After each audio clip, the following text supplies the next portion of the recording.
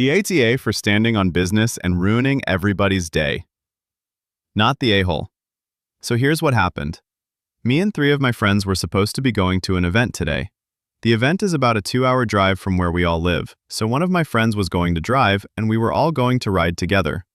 Where I live, the temperatures are already well into the mid-90s, so I was already on the fence about going to the event because it was going to be semi-outdoors.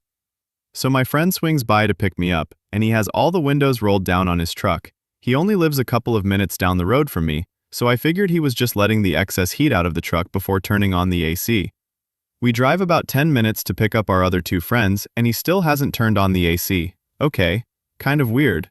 We get about 15 minutes into the drive on the way to the event, and I finally turn to him and ask if he's going to roll up the windows and crank down the AC.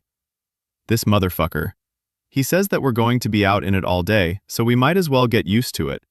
I tell him that I am not sitting in an unair-conditioned vehicle and stop and start traffic for 2 hours, and that he needs to turn on the AC.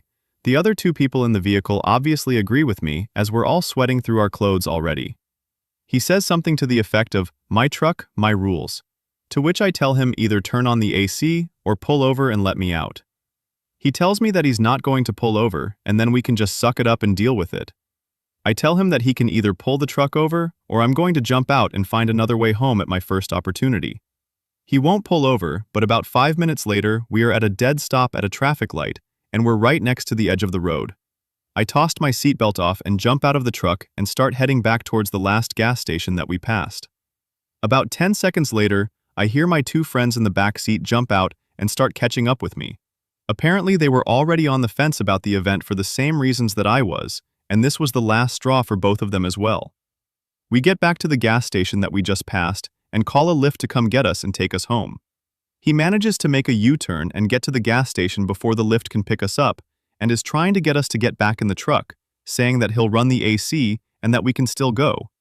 But at this point, we were all pissed off hot and felt nasty, so we just end up getting in the Lyft and leaving.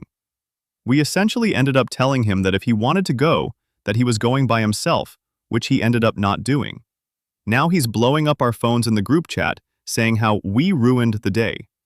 He insists that what we did was overly dramatic, but I feel like we just stood on business. Am I, or are we, the assholes?